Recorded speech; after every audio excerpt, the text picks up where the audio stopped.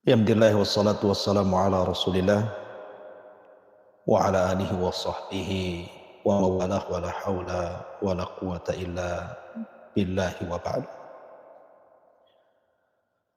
Alhamdulillah, segala puja dan puji hanya milik Allah Subhanahu wa taala. Salawat dan salam kita hadiahkan tetap kepada Rasul kita Nabi besar Muhammad sallallahu alaihi wa ala alihi wasallam. Ma'asyiral muslimin wal muslimat dimanapun Anda berada,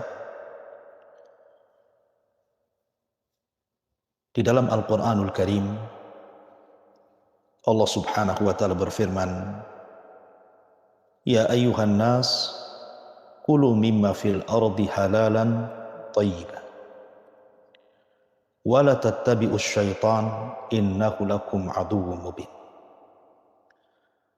Wahai sekalian manusia, makanlah dari yang halal lagi baik, dari apa yang telah kami rizkikan kepada kalian di bumi. Dan janganlah kalian mengikuti langkah-langkah syaitan, karena sesungguhnya syaitan adalah musuh bagi kalian yang nyata. Dan Allah Subhanahu wa ta'ala juga mengatakan, Inna syaitana lakum aduwwun fattakhiduhu aduwa. Sesungguhnya syaitan bagi kalian itu musuh yang nyata, maka ambillah syaitan sebagai musuh kalian.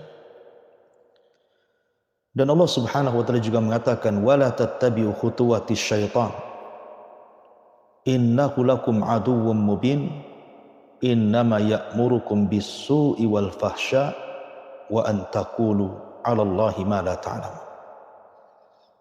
Janganlah kalian mengikuti langkah-langkah syaitan, karena syaitan bagi kalian itu musuh yang nyata. Syaitan akan memerintahkan kalian untuk melakukan keburukan, kefasikan, dan menyuruh untuk mengatakan tentang Allah sesuatu yang kalian tidak mengetahuinya.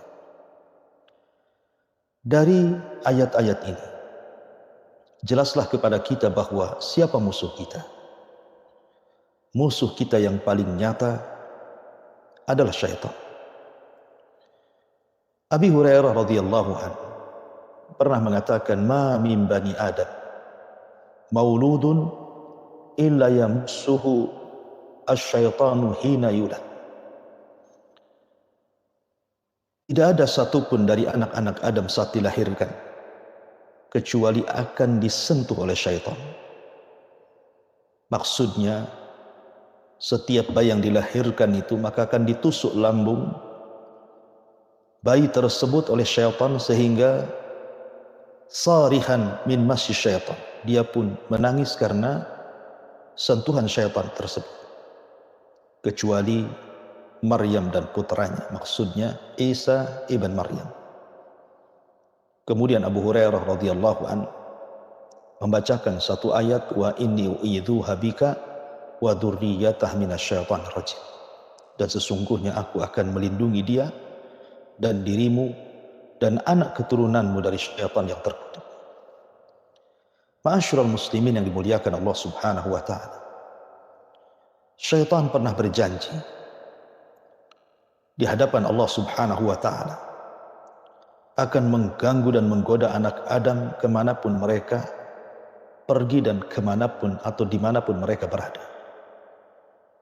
Allah Subhanahu wa ta'ala menggambarkan permusuhan syaitan dan mengatakan, la'aqudanna lahum siratakal mustaqim thumma la'atiyannahum min baini aydihim wa min khalfihim wa an aymanihim wa an syama'ilihim wa la tajidu aktsarahum syakirin. Ya Rabb, sungguh aku akan menyesatkan mereka Bani Adam dari jalanmu yang lurus. Kemudian aku akan datang kepada mereka dari depan mereka, dari belakang mereka, dari samping kiri kanan mereka, dan engkau tidak akan mendapatkan kebanyakan mereka bersyukur akan nikmat.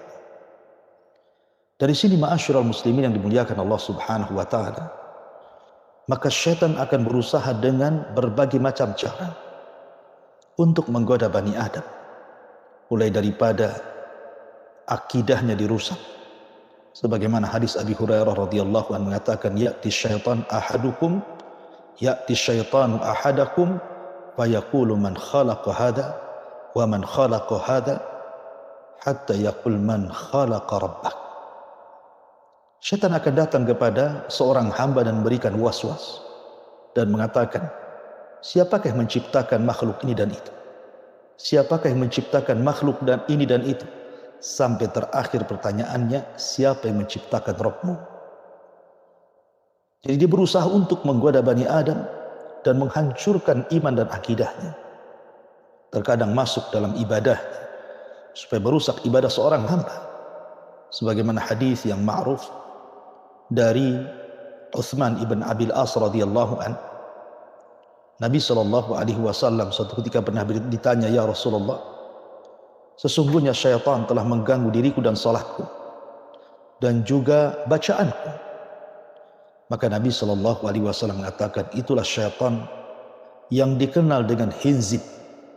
Apabila engkau merasakan hinzib si syaitan ini mengganggu dirimu dalam salat, maka berta'awudlah kepada Allah Subhanahu wa ta'ala dan meludahlah ke arah kiri 3 kali.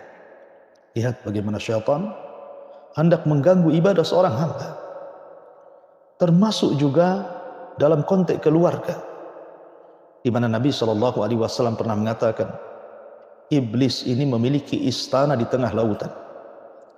Kemudian dia akan mengerahkan segenap pasukannya. Dan yang paling besar fitnah pasukan itu adalah orang yang berhasil mencerai-beraikan rumah tangga manusia. Sehingga ketika dia mengatakan, aku sudah berhasil menceraikan si fulan dan si fulan, maka iblis akan bangkit dan mengatakan, ni'ma anta, ni'ma anta, ni'ma anta. Sebaik-baik tentara dirimu, sebaik-baik tentara dirimu dan sebaik-baik tentara dirimu. Kemudian dia pun bangkit dan meletakkan piala di atas kepalanya. Ma'asyiral muslimin yang dimuliakan Allah Azza wa Jalla, artinya syaitan akan datang dari mana saja. Dia akan masuk ke rumah kaum muslimin. Dia akan masuk saat kita makan. Dia akan masuk saat kita marah. Dia akan masuk saat kita kemudian melakukan hal-hal kebaikan. Inna syaitan ya'idukumul faqra wa ya'murukum bil fahsya. Setan akan datang kepada orang-orang yang bersedekah dan mengatakan, jangan bersedekah, engkau akan fakir, dan memerintahkan untuk berbuat fasik. Termasuk syaitan akan hadir di orang yang sedang sakaratul maut. Ma'asyiral muslimin yang dimuliakan Allah Subhanahu wa ta'ala,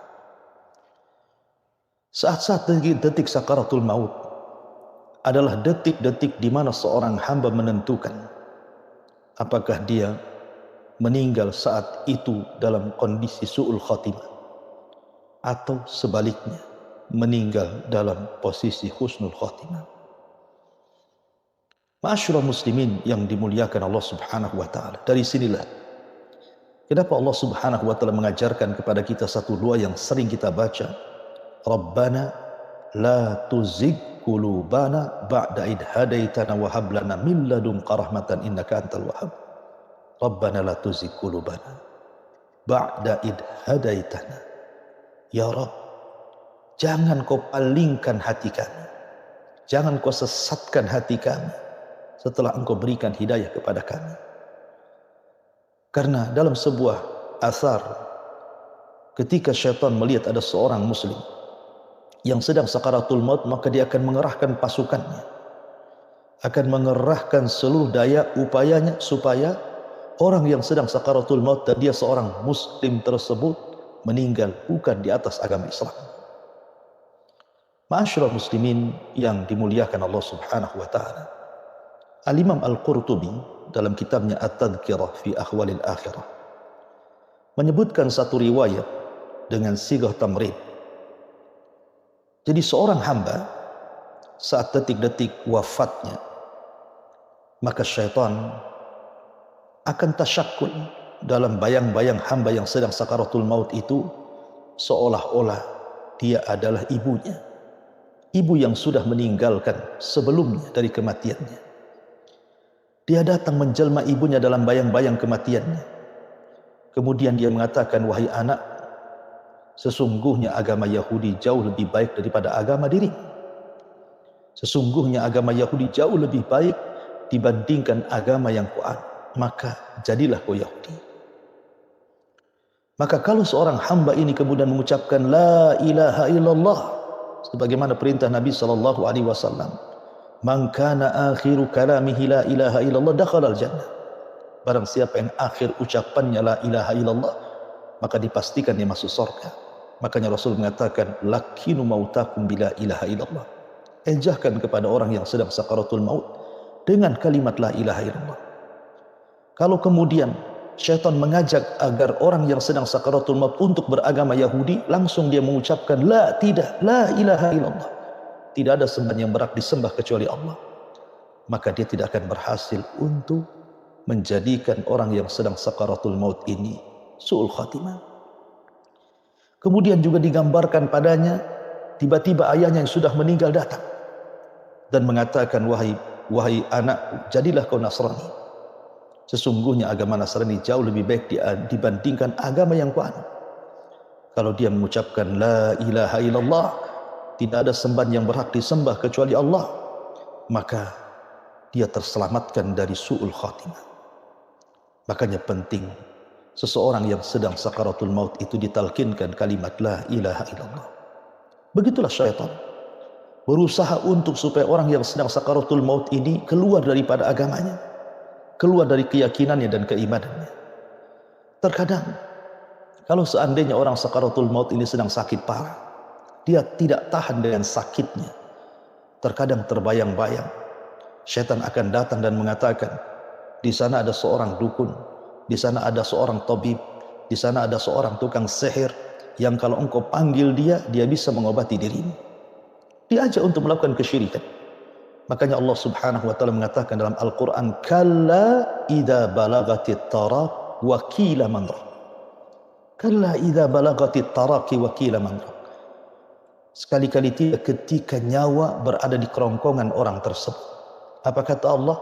Wa qila man raq. Siapa yang akan bisa meruqyah? Siapa yang akan bisa menyembuhkan, mengembalikan ruh ke dalam jasadmu? Maka syaitan akan mengatakan, di sana ada tukang ruqyah, tukang sihir, dukun, dan bisa menyembuhkan penyakitmu. Kalau dia kemudian meyakini bahwa di sana ada dukun, tukang sihir, bomo-bomo dan yang semacamnya, kemudian meminta kepada keluarganya untuk didatangkan, berarti dia berhasil. Syaitan berhasil untuk menjadikan orang ini mati dalam posisi su'ul khatimah. Makanya Allah mengatakan wakila man raq. Tidak ada yang bisa memberikan ruqyah, mengobati dirimu, karena bagaimanapun idza jaa ajaluhu la yastakhiruna sa'atan wa la yastaqdimun. Apabila datang ajalnya, tidak mungkin diakhirkan dan tidak mungkin dikedepankan, pasti pas waktunya.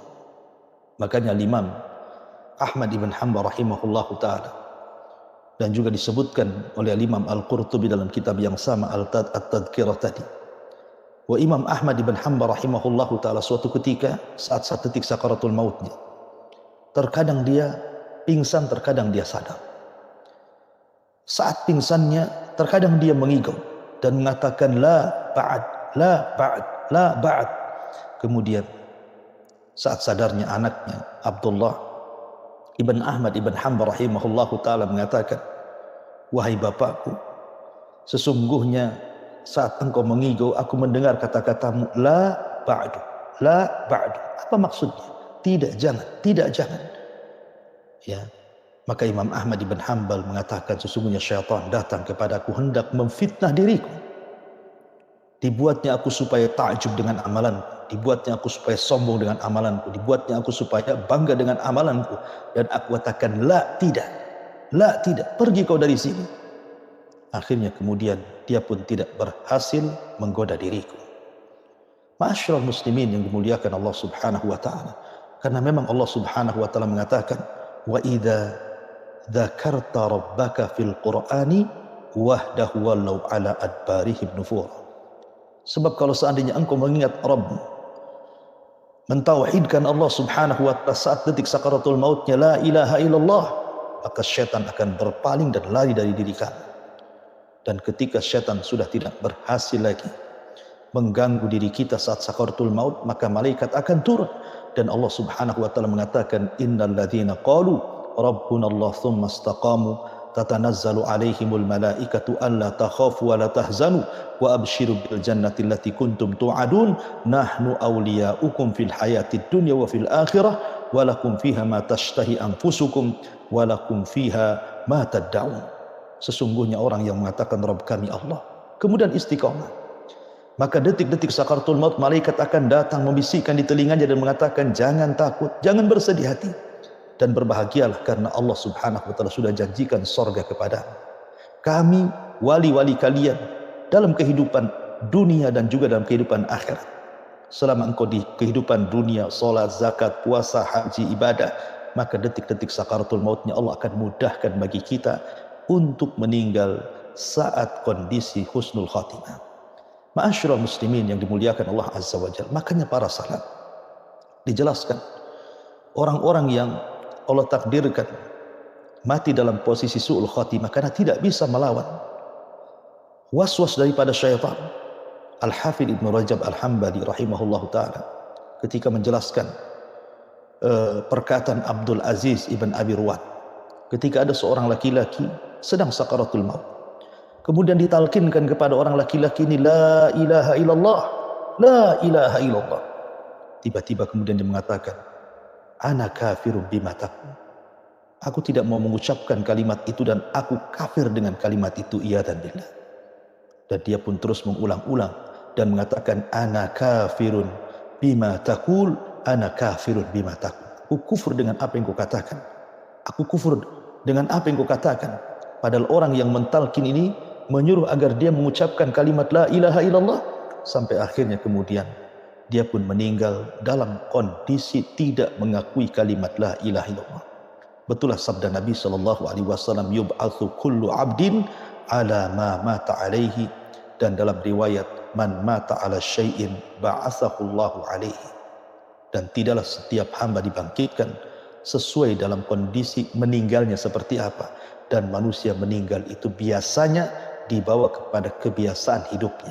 Kalau kebiasaan hidupnya terus di atas kemaksiatan kepada Allah azza wa jalla, maka dipastikan dia mati su'ul khatimah.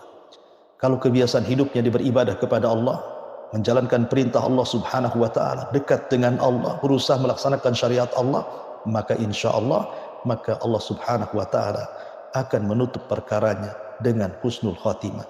Fa amma man a'ta wattaqa wa saddaqa bil husna fasanuyassiruhu lil yusra.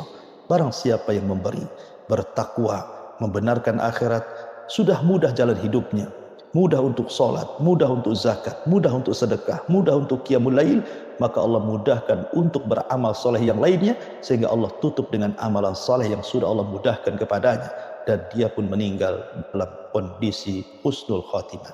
Mudah-mudahan kita termasuk hamba-hamba Allah subhanahu wa ta'ala yang bisa meninggal di atas husnul khatimah.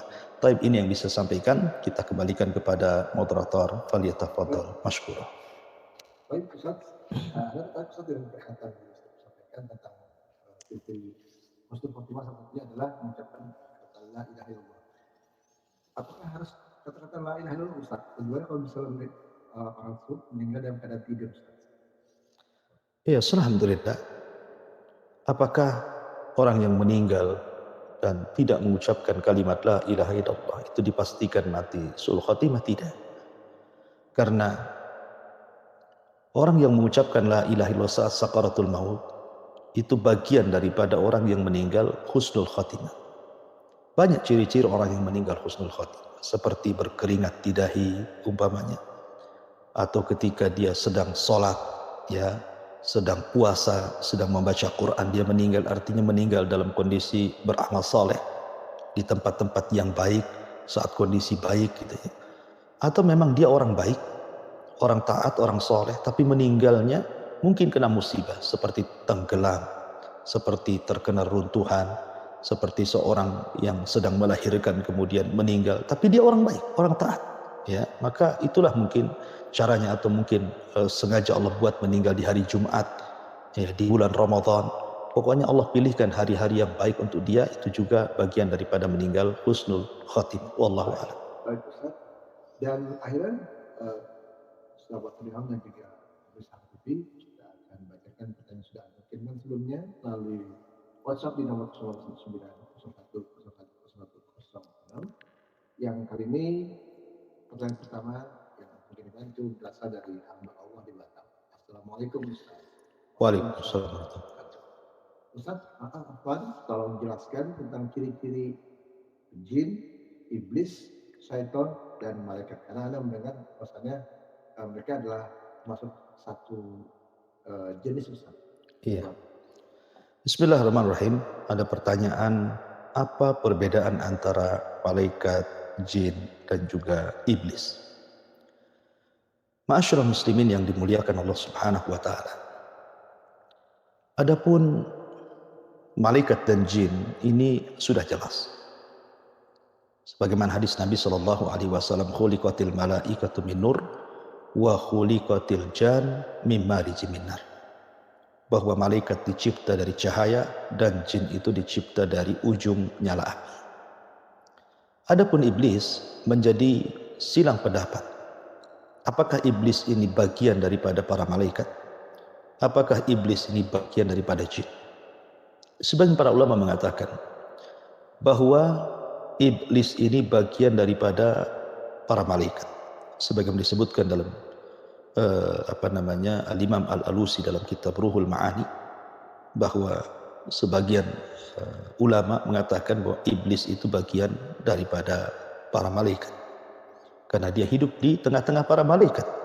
Dan ketika Allah Subhanahu wa taala perintahkan kepada para malaikat untuk sujud, iblis ada di sekitar situ. Tetapi ketika malaikat tidak sujud, para malaikat sujud, dia pun tidak sujud, maka dia pun kemudian dikutuk dan menjadi iblis. Ada juga yang mengatakan bahwa ini pendapat yang kuat, walaupun dia bagian daripada jin. Berdasarkan firman Allah Subhanahu wa taala, kana minal jin fa fasaqa an amri rabbi. Iblis itu bagian daripada jin yang berbuat fasik kepada Rabbnya. Ma'asyiral muslimin yang dimuliakan Allah Subhanahu wa taala. Adapun istilah syaitan memang syaitan ini dikatakan sifat. Jin yang jahat dikatakan sifat, berarti jin itu disebut syaitan. Kemudian manusia juga yang jahat dikatakan syaitan. Karena Allah Subhanahu wa taala ketika menyebut musuh para nabi, Allah mengatakan syayatinal insi wal jinni, setan jin dan setan manusia. Artinya setan itu bisa dari kalangan manusia, bisa juga dari kalangan jin. Jadi setan itu artinya sifat, ya. Walaupun ada yang mengistilahkan tentang masalah, kalau kita bicara tentang masalah syaitan, itu pun disebutkan oleh para ulama bahwa ada istilah-istilah dari kalangan jin yang mengganggu manusia. Ada istilah iblis, ya, ada istilah ibrit, ada istilah syaitan, ada istilah ghul, ada istilah arwah, ada istilah jin, nah gitu ya. Jadi sebagian para ulama membedakan istilah-istilah seperti itu, ya. Tapi yang jelas bahwa syaitan itu bagian daripada sifat, baik melekat pada jin ataupun kepada manusia. Adapun perbedaan antara malaikat dan jin itu sendiri, ada yang mengatakan bahwa malaikat itu dari asal ciptaannya saja sudah jelas. Artinya malaikat itu berbeda dengan jin. Kemudian yang kedua, malaikat semua beriman dan mereka maksum, tidak pernah melakukan dosa. Itu malaikat, ya, berbeda dengan jin. Kebanyakan mereka berbuat fasik, berbuat maksiat, berbuat dosa, dan sedikit yang beriman kepada Allah Subhanahu wa taala. Kemudian malaikat terbebaskan dari syahwat. Malaikat tidak punya syahwat, ya, tetapi jin sama dengan manusia diliputi syahwat. Makanya banyak di antara jin mereka berbuat jahat karena dorongan syahwat yang Allah Subhanahu wa taala fitrahkan kepada badan mereka. Dan malaikat selalu menyuruh kepada kebaikan, tetapi jin ini menyuruh kepada keburukan. Wallahu a'lam bishawab. Itu secara singkat perbedaan antara malaikat, jin, iblis dan syaitan. Nah, selanjutnya kita lanjutkan dengan pertanyaan yang dikirimkan dari Kemal bin Arsil. Assalamualaikum Ustaz. Waalaikumsalam warahmatullahi wabarakatuh. Ustaz, Dalam surat Al-Maidah ayat 9 itu difirmankan yang artinya, ingatlah pada hari ketika Allah mengumpulkan para rasul, lalu dia bertanya kepada mereka, apa jawaban kaummu terhadap seruanmu? Mereka para rasul menjawab, kami tidak tahu tentang itu, sesungguhnya engkaulah yang mengetahui segala yang gaib. Nah, berarti saya berpendapat bahwasannya para rasul pun juga tidak mengetahui tentang gaib. Pertanyaannya adalah gini Ustaz, pertanyaannya, mengapa saat ini banyak manusia yang mengklaim beberapa mereka mengetahui hal gaib? Itu bagaimana Ustaz dan seperti itu? Ya, alhamdulillah. Dalam surah Al-Maidah yang ditanyakan bagaimana surat Al-Maidah ayat 109, mungkin bunyinya yauma yajma'ullahu ar-rusula fayaqulu madza ajibtum qalu la ilma lana innaka anta 'allamul ghuyub. Pada hari ketika Allah Subhanahu wa taala mengumpulkan para rasulnya di padang mahsyar, kemudian Allah akan berfirman kepada para rasul, madza ajibtum, apa yang kalian akan jawab terhadap umatmu yang mengingkari engkau atau kalian sudah menyampaikan risalah kepada mereka. Maka para nabi akan mengatakan, la ilma lana, tidak ada ilmu bagi kami, innaka anta 'allamul ghuyub, sesungguhnya engkau adalah zat yang maha mengetahui yang gaib. Kalimat la ilma lana ini bukan berarti para nabi tidak bisa menjawab. Ya, tentu mereka bisa menjawab di hadapan Allah karena mereka sudah menyampaikan risalahnya. Tetapi karena adab para nabi kepada Allah Subhanahu wa taala, maka mereka mengatakan la ilma lana, tidak ada pengetahuan kepada kami karena pengetahuan itu ada padamu. Ya, sebagaimana ketika Isa bin Maryam, Allah Subhanahu wa taala berfirman, wa id qala Allahu ya Isa ibna Maryam a anta qulta lin-nasi ittakhiduni wa ummiya ilahaini min dunillah. Ketika Allah berfirman kepada Isa, wahai Isa, apakah engkau mengatakan kepada manusia, ambillah aku dan ibuku sesembahan selain daripada Allah? Maka Isa mengatakan, subhanak ma yakunu li an aqulu ma laysa li bihaq. Maha suci engkau ya Allah, tidak pantas aku mengucapkan kalimat itu. In kuntu qultu faqad alimtahu, kalau aku katakan kau tahu. Ya, kenapa? Ta'lam ma fi nafsi, karena engkau tahu apa yang ada pada diriku. Wala a'lam ma fi nafsi, tapi aku tidak tahu apa yang ada pada dirimu. Innaka anta 'allamul ghuyub, karena engkau zat yang maha mengetahui yang gaib. Artinya para nabi ketika mengatakan la ilma lana, artinya ini adab para nabi kepada Allah Azza wa Jalla. Ada juga yang mengatakan kalimat la ilma lana, tidak ada ilmu kepada kami, karena saat itu saat yang sangat mencekam, saat yang menakutkan, saat yang mengkhawatirkan, sehingga para rasul bingung apa yang mereka harus jawab. Sehingga mereka mengatakan la ilma lana, tidak ada pengetahuan bagi kami. Tetapi setelah kemudian perkaranya sudah mulai tenang, kemudian didatangkan saksi, maka baru para nabi bisa menjawab di hadapan Allah Subhanahu wa taala. Karena ayat ini, ayat surah Al-Maidah 109 ini menceritakan bahwa setiap umat itu akan dipanggil di hadapan Allah Subhanahu wa taala bersama nabi yang diutus kepada mereka.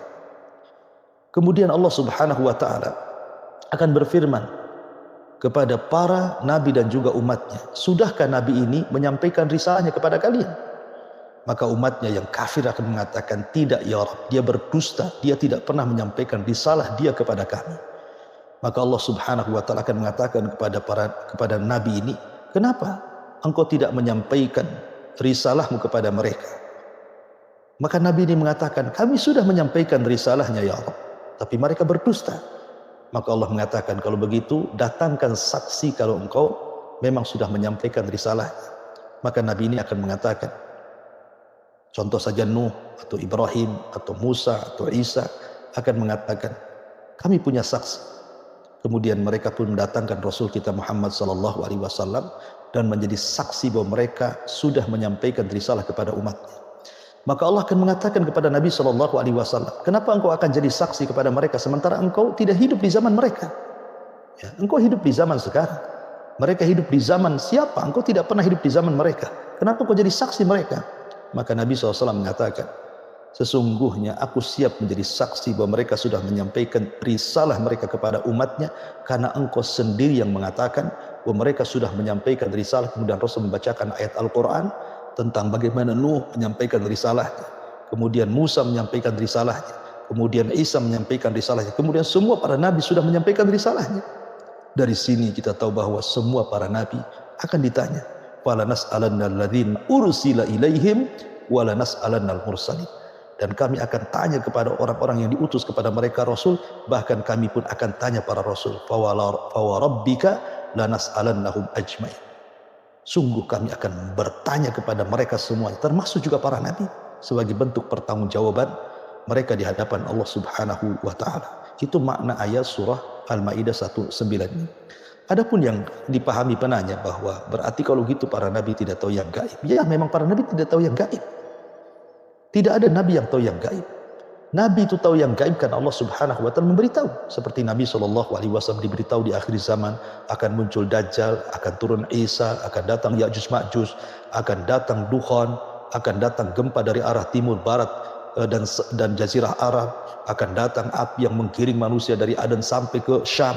Itu semua perkara-perkara gaib. Allah yang kasih tahu. Tapi kalau Allah Subhanahu wa taala tidak kasih tahu, tidak ada satupun makhluk, jinnya, malaikatnya, manusianya yang tahu tentang kegaiban. Karena yang tahu yang gaib itu adalah Allah Subhanahu wa taala. Maka siapapun yang mengetahui, mengklaim dia mengetahui yang gaib, dustakan ucapannya. Mereka dajjal, mereka para pendusta. Tidak ada tahu yang gaib, ada tahu yang gaib. Yang tahu yang gaib hanya Allah Subhanahu wa taala. Wallahu a'lam. Syukur Ustaz atas paparannya. Jawabannya begitu dalam dan jelas. Insyaallah penanya yang sudah menanyakan hal tersebut menjadi jelas. Baik. Berikutnya pertanyaan yang dikirimkan dari Abu Safira di Batam. Ini ada dua pertanyaan. Yang pertama, Assalamualaikum Pak Ustaz. Waalaikumsalam. Ustaz, mengapa Allah menyuruh kita untuk banyak beristighfar? Bukankah Allah itu Maha Pengampun dan Maha Penyayang? Itu yang pertama, Ustaz. Yang keduanya, Ustaz bisa tolong jelaskan tentang ada pandangan namanya al-mugharribun, dan mengapa itu bisa terjadi, Ustaz? Bagaimana jika itu terjadi pada kita seorang tanpa kita sadari, Ustaz? Karena ternyata itu adalah turun-temurun dari nenek moyang, mungkin kayak semacam ini ya, seperti kayak suatu pemberian. Ya, alhamdulillah. Apa sih makna al-mugharribun itu? Ada sebuah hadis, memang hadis ini tidak sahih.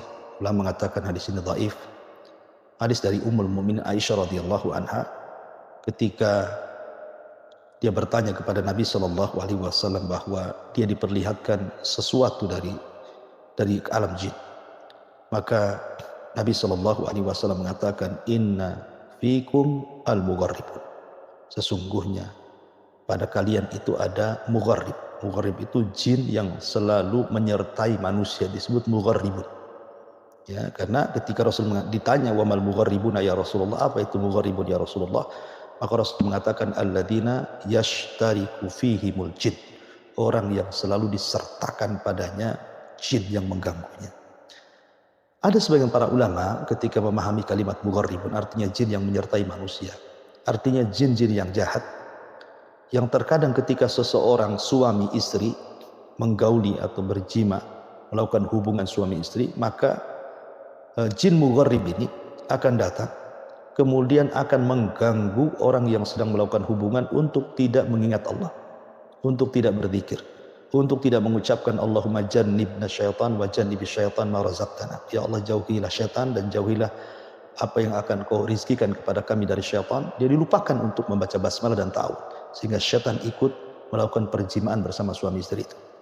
Ada juga yang mengatakan artinya mugharribun itu artinya syaitan yang selalu memerintahkan orang untuk melakukan zina, ya, untuk melakukan perzinahan.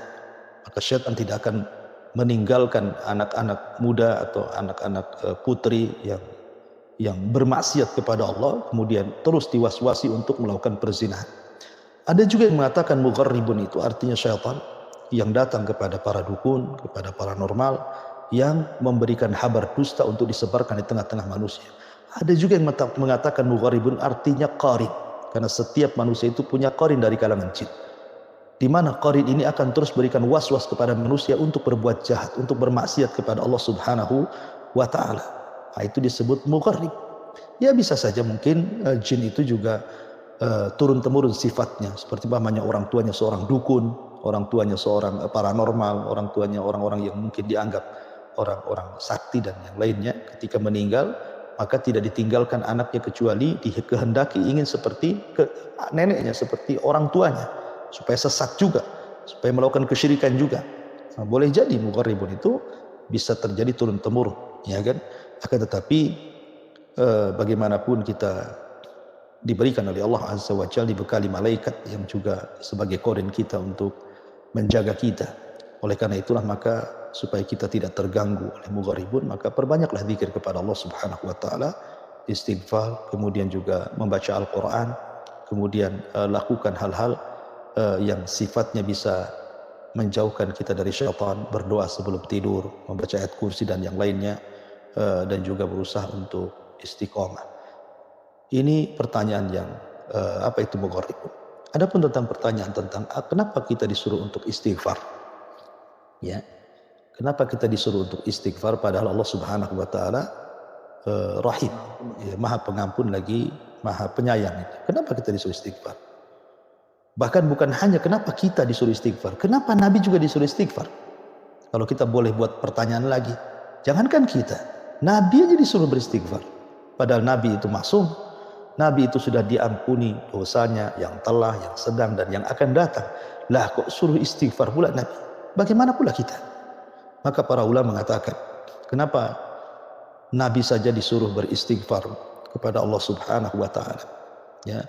Ada yang mengatakan bahwa ketika Nabi Shallallahu alaihi wasallam diperintah oleh Allah Subhanahu wa taala untuk beristighfar, maknanya Nabi Shallallahu alaihi wasallam diajarkan oleh Allah Subhanahu wa taala, karena seorang nabi pun manusia, tidak lepas daripada dosa kecil. Kalimat maksum itu artinya seorang terlepas dari dosa besar, tapi kemungkinan terjerumus kepada dosa kecil. Ya. Dan definisinya dosa besar dan dosa kecil itu, kalau dosa besar, dia dosa yang ada ancaman di dunia dengan had, potong tangan, rajam, cambuk, dan yang lainnya, di akhirat dengan adab neraka. Maka setiap dosa yang ada ancaman dunia akhirat berarti dosa itu besar. Tapi dosa yang tidak ada ancamannya sama sekali, maka disebut dosa kecil. Ya.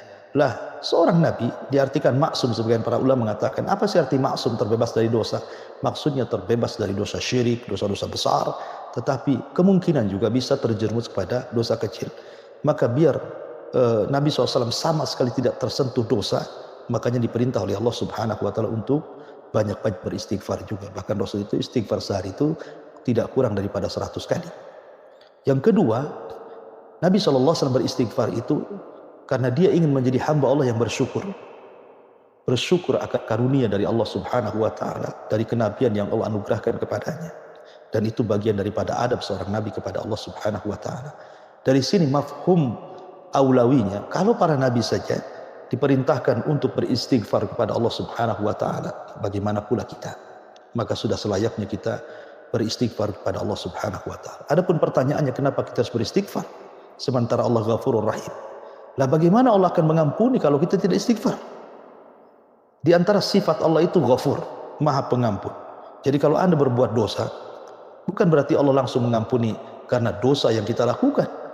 Allah akan mengampuni kalau kita meminta ampun kepadanya. Dan seberapa berat pun dosa kita, kalau kita datang kepada Allah membawa ampunan tanpa menyekutukan Allah sedikit pun, maka Allah akan berikan ampunan dengan jumlah yang sama dari dosa yang kita lakukan kepada Allah Subhanahu wa taala. Karena Allah itu Rahim.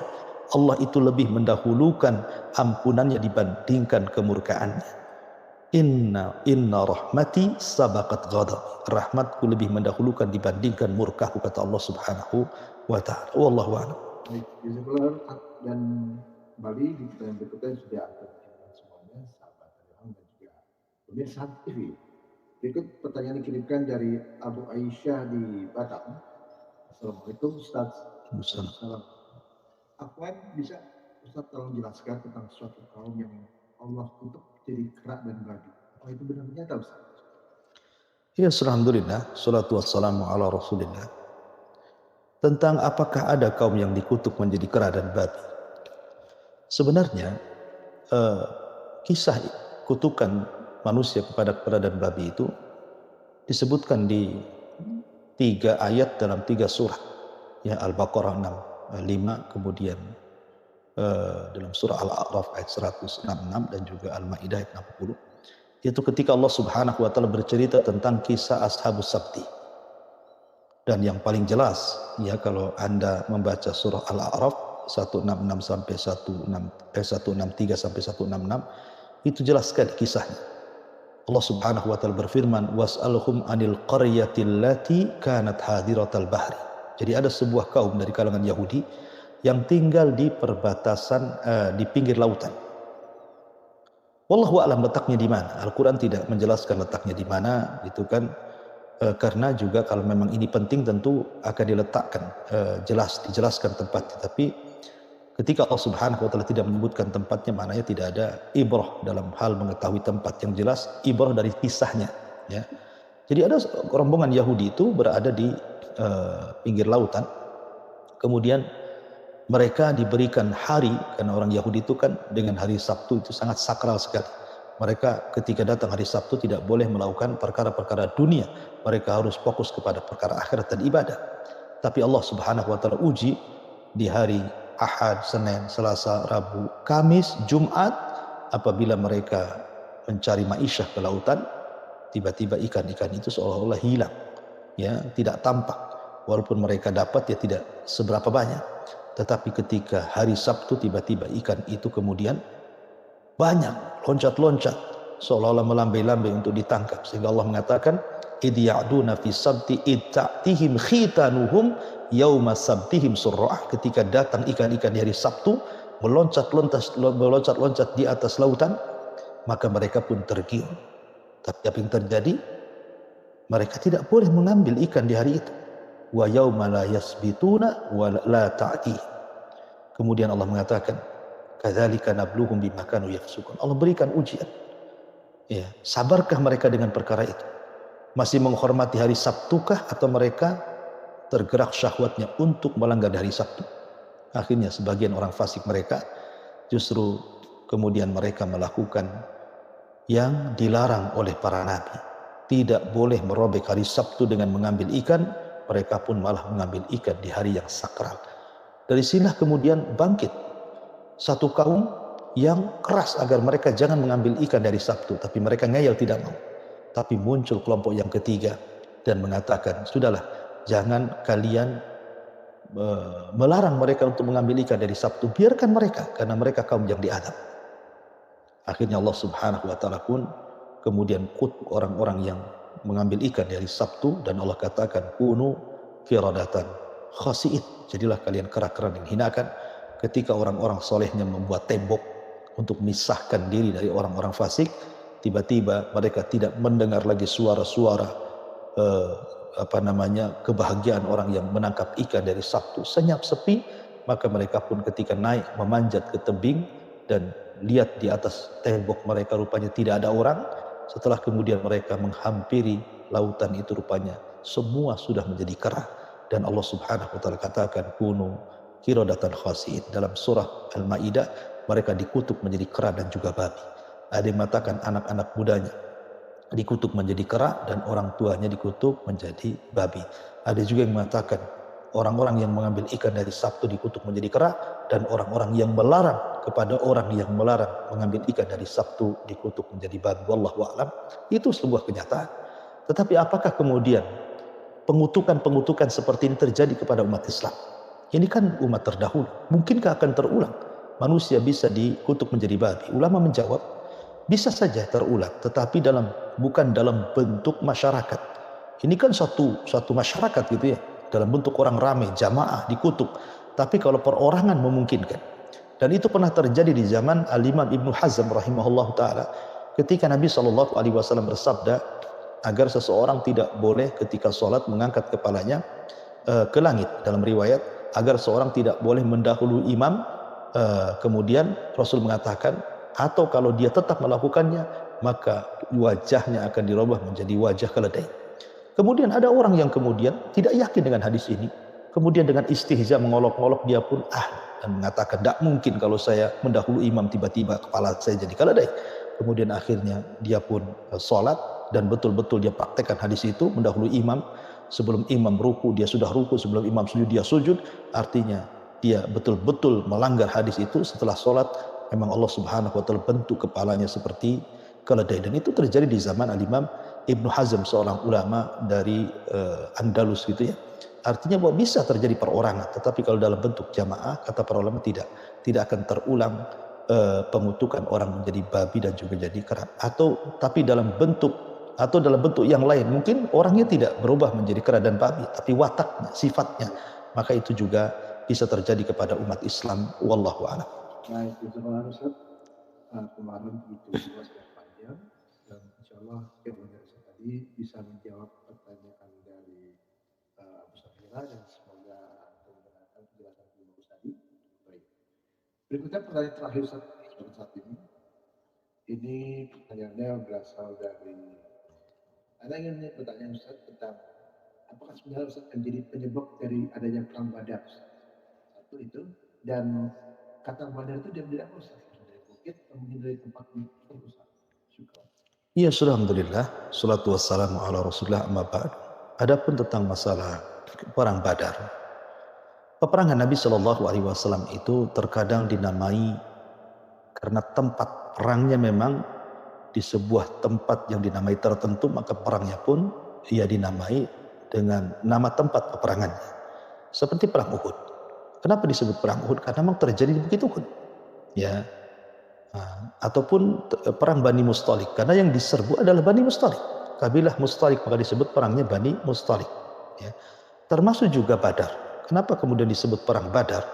Karena dinisbatkan ke tempat peperangannya di Badar, dan Badar itu sebuah sumur yang ma'ruf di daerah itu, yang diambil airnya oleh masyarakat sekitar, dan sumur itu disebut Badar dan sekitarnya disebut sumur Badar, sehingga perangnya juga disebut perang Badar. Ya.